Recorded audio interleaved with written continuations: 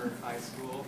I didn't go to my one at Date when I finished my accounting diploma or at the university when I did my management degree. Because I just basically just didn't care. But I'm here today, and you know, so. And it's not just actually just for the free food. You could also say probably because the program's only about 4 months in length, I'm only sick of about half of you. You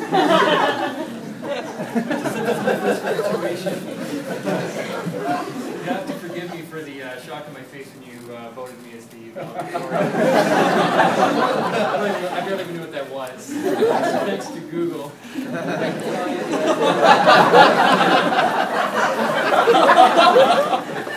The valedictorian speech is generally, it's inspirational and persuasive. It aims to inspire the graduates and thank those responsible for getting us to where we are today, as well as to reflect on the youthful frivolity and the accomplishments of the class.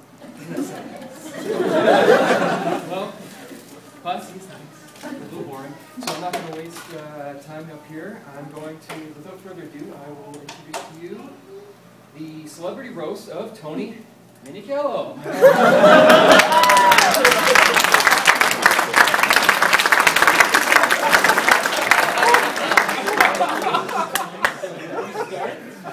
Let's start with some phenomenal.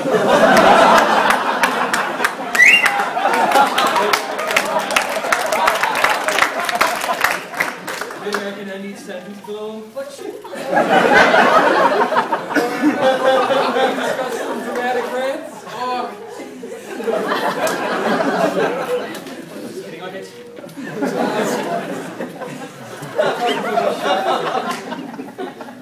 I want to talk about each chef for a moment, and I think I'll just go in order of age, which I'll assume based off of, you know, observed states of dementia. Tony's not wearing his glasses today, and they're quite strong prescription, so it's okay to laugh. You can't see it.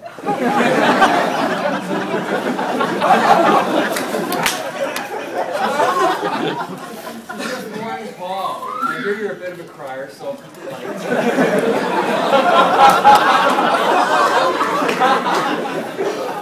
The main word I can use to describe you would be that you're an extremely patient guy.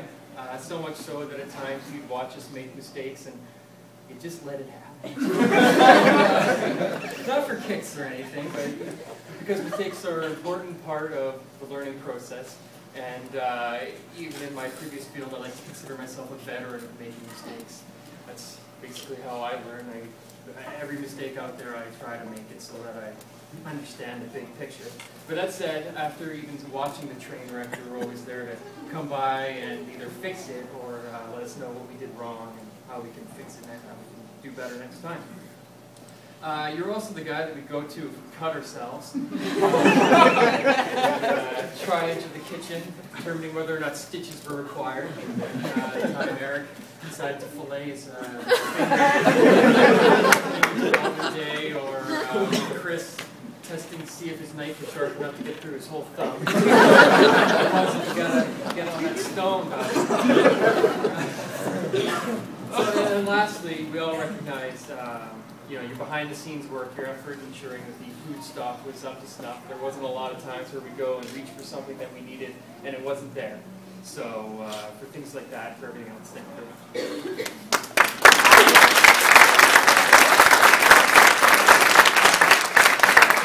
So next we have Chef Christoph, quiet, you know what? I'm butchering it, but it's, I guess it's not any worse than what you've been doing O'Sheens at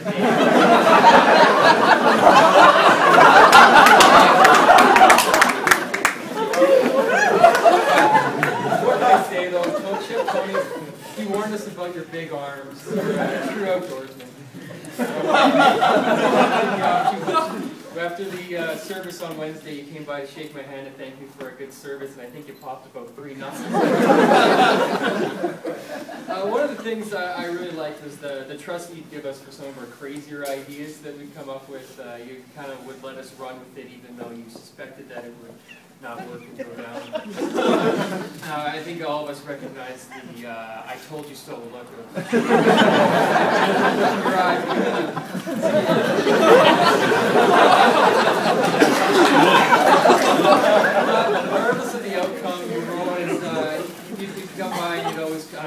push to make sure that some form of our crazy idea would come to fruition. And it's obvious today that you take great pride in your teaching and in your school and in the students that you teach. So for that, thank you very much.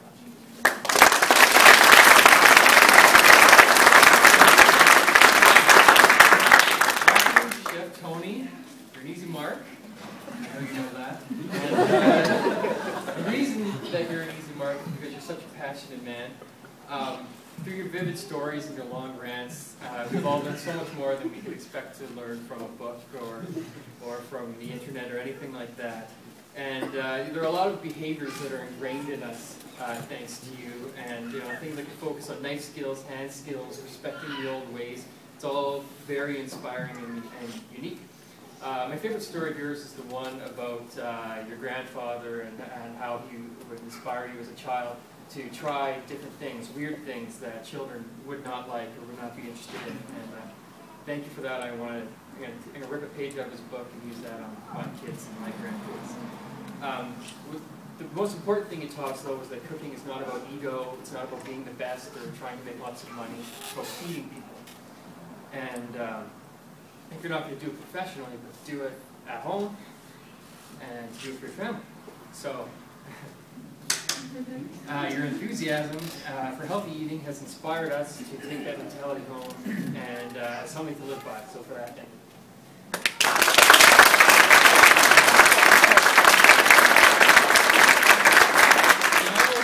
To address the class, we all started with 12 towels. The general consensus is everyone's down like 3 or 4, so someone's got to have like 100 at home.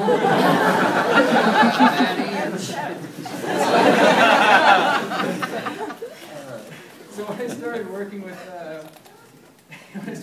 everybody a few months ago, I had no idea what to expect.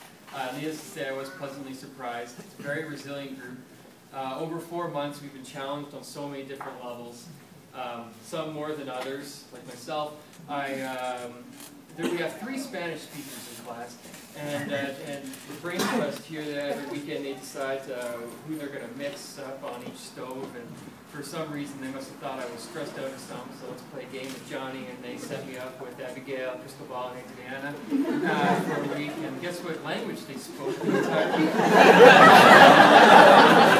It's not like the movies. I didn't come out with any Spanish afterwards, swear words. But that's about it.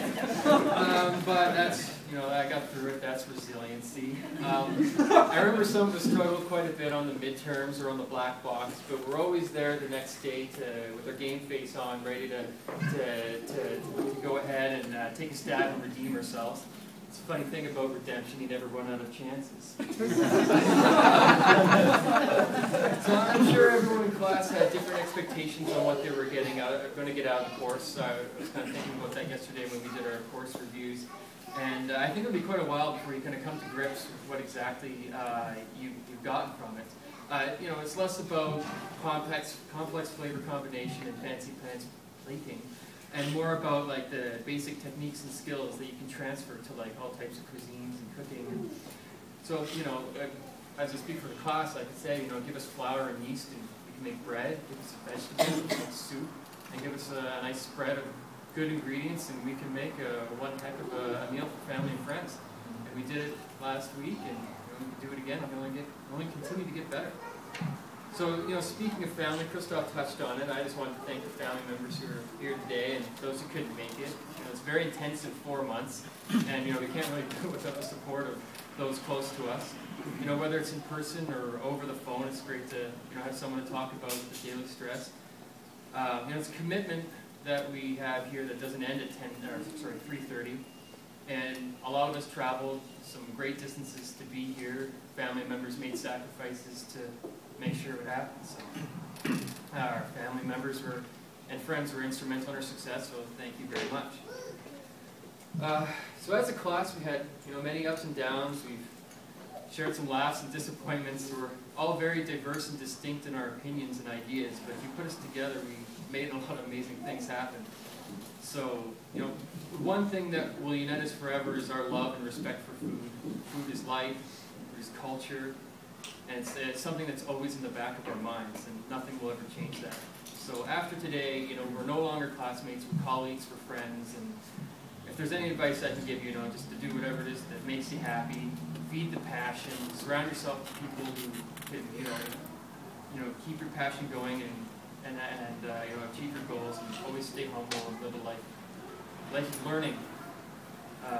Thank you. It's been a blast. Good luck.